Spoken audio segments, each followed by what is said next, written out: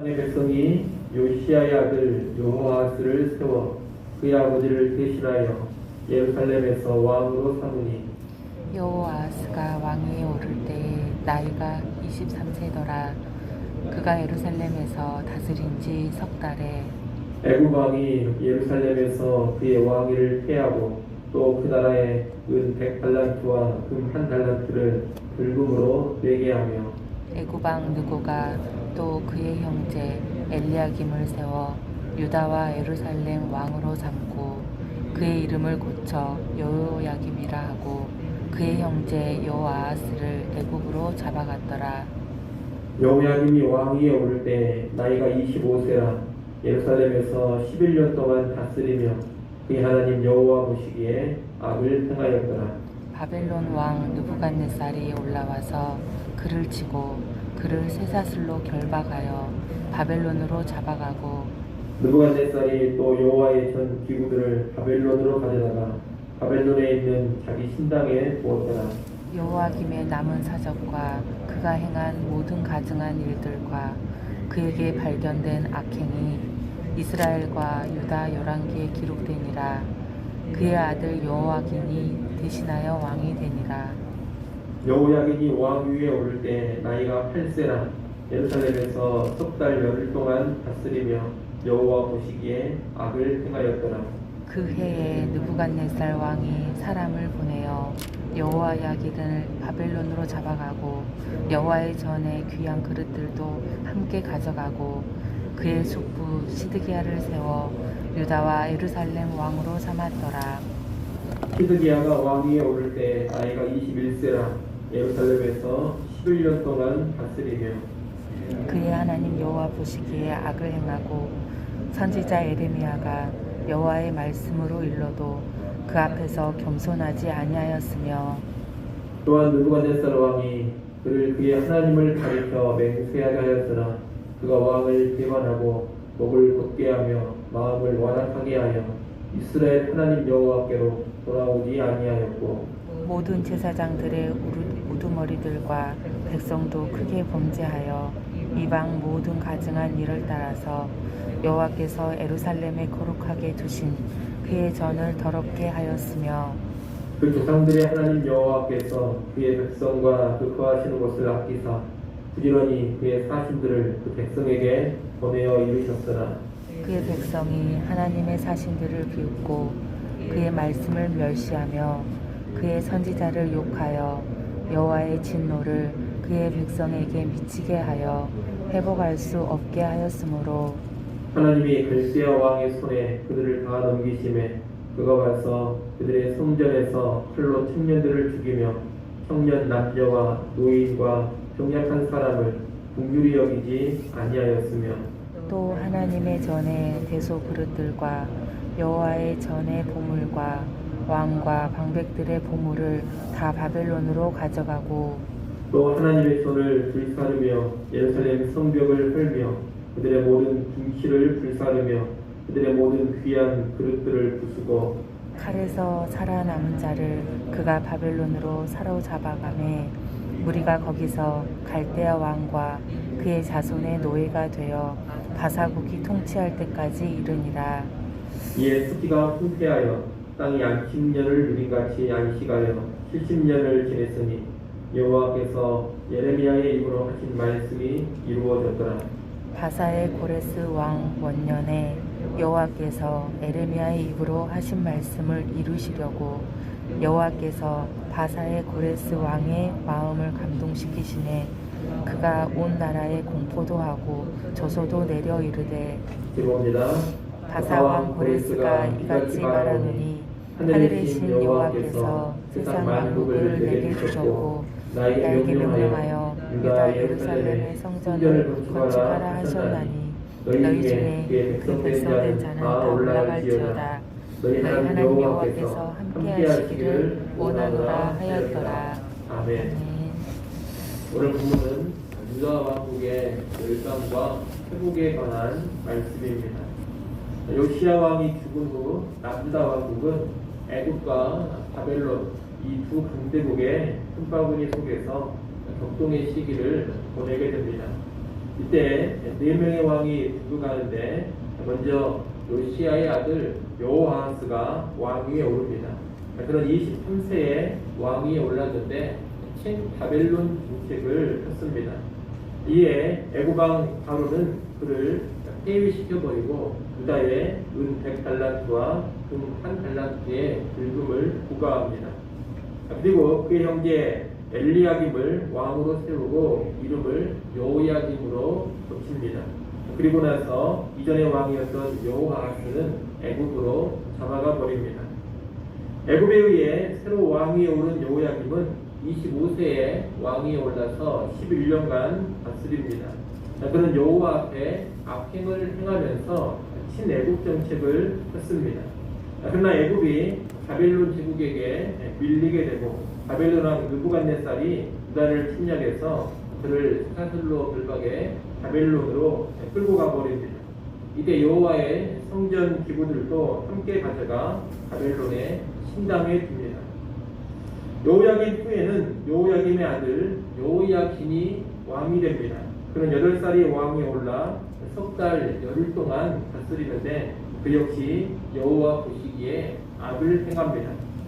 여호야긴은 애굽을 의지했는데 그래서 바벨론 왕 느부갓네살이 또 쳐들어와서 그와 함께 수많은 유다 백성을 포로로 끌고 가고 성전의 그릇들도 가져가 버립니다. 그리고 나서 그의 숙부 시드기야를 왕으로 세웁니다. 시드기야는 21살에 왕위에 올라서 11년 동안 다스렸습니다. 그 역시 여호와 보시기에 악을 행하였습니다. 이 시드기야는 바벨론에 의해서 왕이 되었기 때문에 처음에는 바벨론에게 복종하기로 맹세하고 친바벨론 정책을 폈습니다. 하지만 후에 바벨론을 배신하고 친애굽 정책으로 전환합니다. 이에 바벨론이 침략을 하는데 이때 에레미야 선지자는 바벨론에게 행복하는 것이 사는 길이라고 거듭 선포했습니다. 그러나 시드기야는 선지자를 통해서 선포되는 하나님의 말씀을 듣지 않았습니다. 고집스럽게 불순종합니다. 왕만이 아니라 모든 제사장들의 우두머리와 백성들도 악했습니다. 그들은 이방의 모든 가증한 일을 따라 행하며 성전에서 우상을 숭배하고 성전을 더럽혔습니다. 그래서 하나님은 유다 왕국을 아끼셔서 사자들을 보내어 돌아올 기회를 속에서 주셨습니다.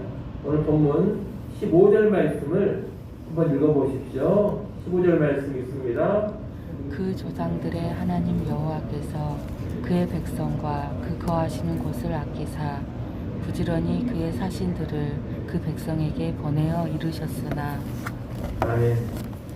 신이 범죄하는 백성이었지만 그래도 아끼셔서 하나님께서 사신들, 선지자들을 계속 보내어 돌이키라고 촉구하신 겁니다.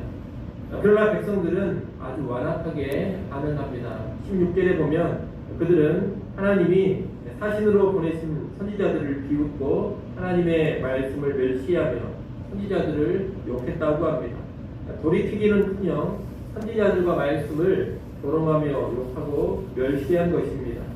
이것은 그들의 해역이 극에 달했음을 보여주는 것입니다. 그들은 전혀 돌이킬 생각이 없었던 겁니다. 이런 지경에 이르자 결국 하나님께서 유다를 완전히 무너뜨리십니다. 17절부터 20절까지 말씀이 유다의 멸망에 관한 기록입니다. 하나님은 갈대아 왕 곧 바벨론 왕 느부갓네살의 손에 유다를 넘기십니다. 느부갓네살은 유다를 침략해서 유다를 완전히 멸망시켜 버립니다. 그는 수많은 유다 백성을 무자비하게 죽이고 성전의 모든 그릇과 보물들 그리고 왕과 방백들의 보물을 다 바벨론으로 가져갔습니다. 성전을 불살라버리고 예루살렘 성벽도 허물어버리고 궁궐들도 다 불태워버렸습니다. 예루살렘과 성전을 혁포화시켜버린 것입니다. 그리고 살아남은 자들은 바벨론에 포로로 끌고 가서 노예로 삼았습니다. 유다가 이렇게 해서 멸망해버린 것입니다. 요시야 이후 유다의 왕들은 하나님을 의지하지 않았습니다. 그들은 애굽과 바벨론 사이에서 이리 붙었다 저리 붙었다 하면서 인간적인 안전을 도모했습니다. 하늘의 하나님을 의지하기보다는 이 땅에 강대국들의 상황을 살피면서 줄타기 외교를 했습니다. 하나님께 온전히 순종하기보다는 강대국에 의지해서 살고자 했습니다. 그러자 하나님께서 그들을 강대국의 손아귀에 넘겨버리신 겁니다. 유다가 망한 것은 외교 정책이 없어서가 아닙니다. 그들은 넘치는 외교 정책을 폈습니다. 그러나 믿음이 없었습니다. 하나님을 의지하지 않았습니다. 그래서 결국 멸망당하고 만 겁니다. 우리는 유다의 멸망을 보면서 몇 가지를 배우게 됩니다. 첫째, 온갖 계획과 정책을 다 동원한다 하더라도 하나님을 의지하지 않으면 결국은 망한다는 겁니다. 물론 우리가 이 땅을 살아갈 때 다양한 계획도 필요하고 조직이나 국가는 적절한 정책도 필요합니다. 국가라면 국방 정책도 필요할 것이고 경제 정책이나 외교 정책도 필요합니다.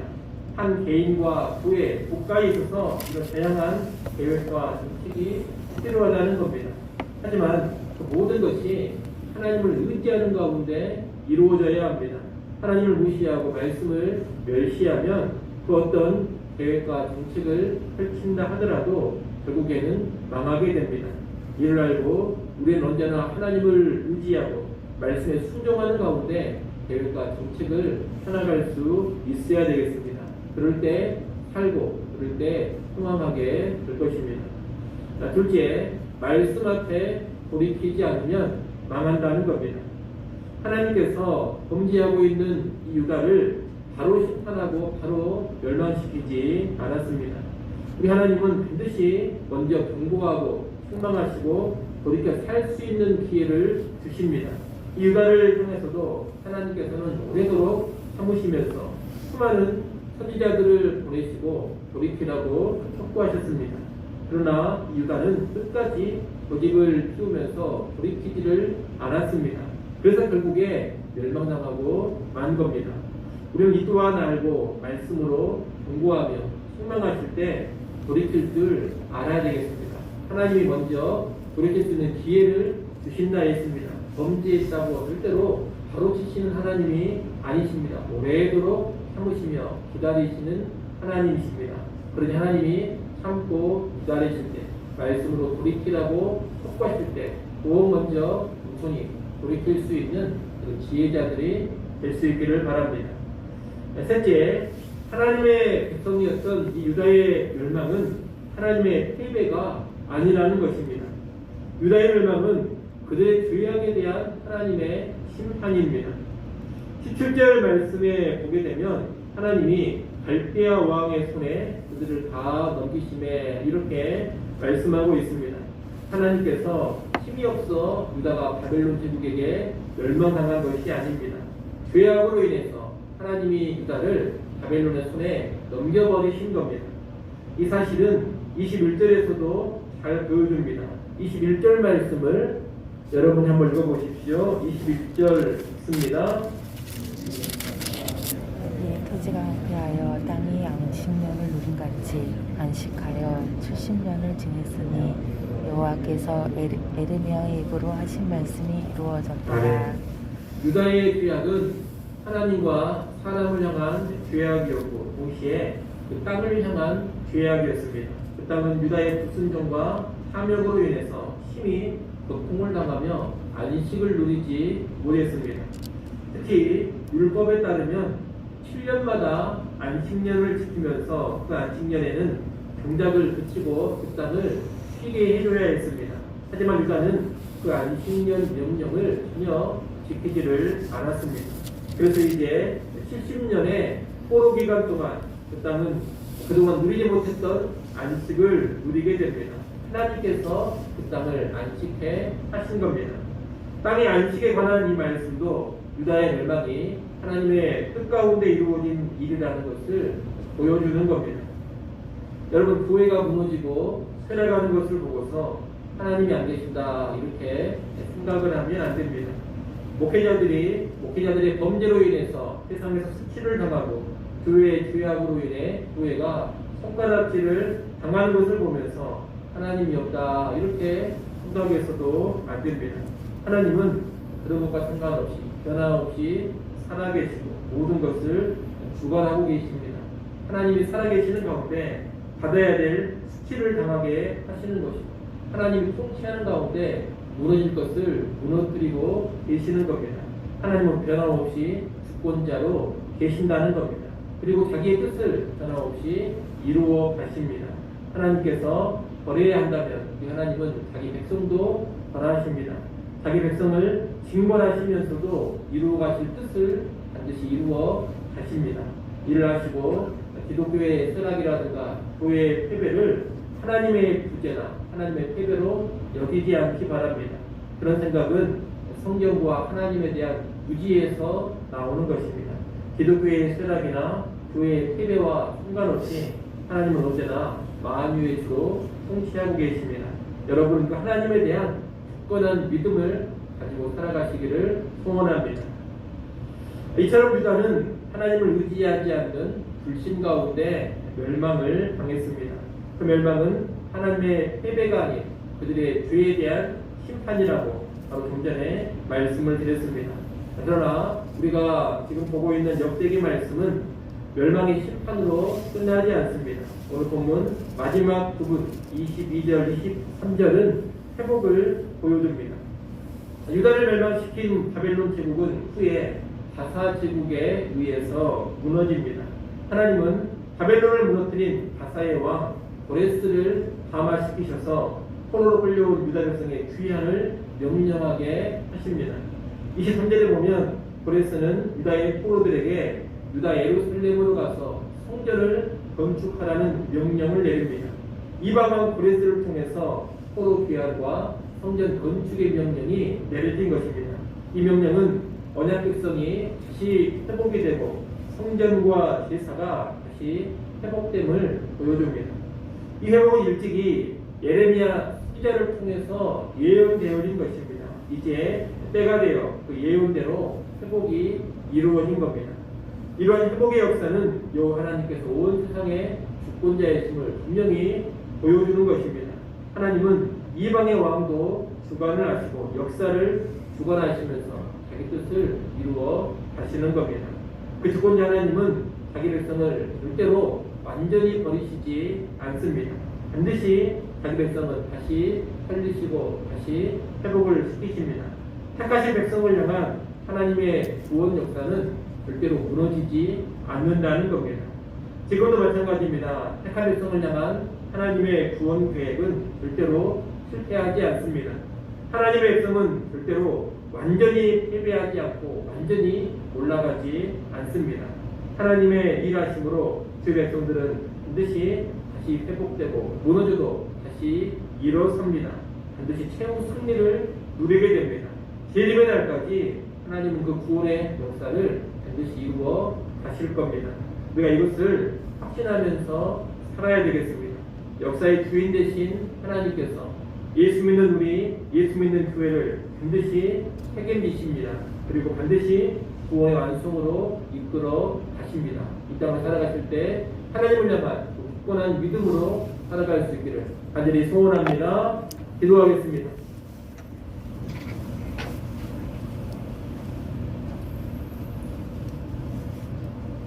하나님 아버지, 역대기의 마지막 말씀으로 유다의 멸망과 회복에 관한 내용을 갖습니다. 하나님을 의지하지 않았을 때, 돌이키라고 계속 촉구해도 거기서 이렇게 돌이키지 않았을 때 결국 유다가 망해버린 것을 보았습니다. 유다의 멸망을 보며 크게 경계하게 하여 주시옵소서.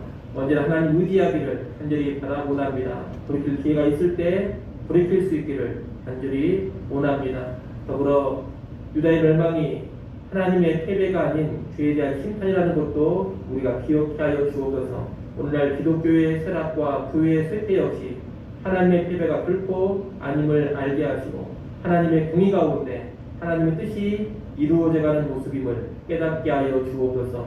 외적인 현상에 휘둘리지 않게 하시고 변함없이 역사의 주인과 주관자로 통치하시는 그 하나님을 보게 하시고 굳건한 믿음 소유케 하여 주옵소서. 역사의 주인이신 하나님께서 반드시 택한 백성들은 붙잡아 주시고 감히 징벌하시더라도 다시금 회복시키시고 무너뜨리시더라도 다시금 일으키시며 최후 승리, 최후 영광 얻게 한다라는 것을 확신하며 살게 하여 주옵소서.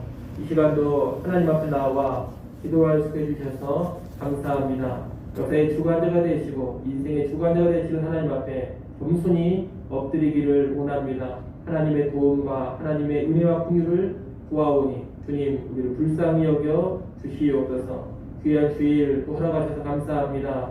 힘든 여건 중에도 예배합니다. 우리 하나님 예배 시간 임재하셔서 영광 받으시고 교회당이나 가정에서 예배하는 모든 성도들에게 한량없는 은혜를 허락하여 주옵소서. 예수님의 이름으로 기도드리옵나이다. 아멘.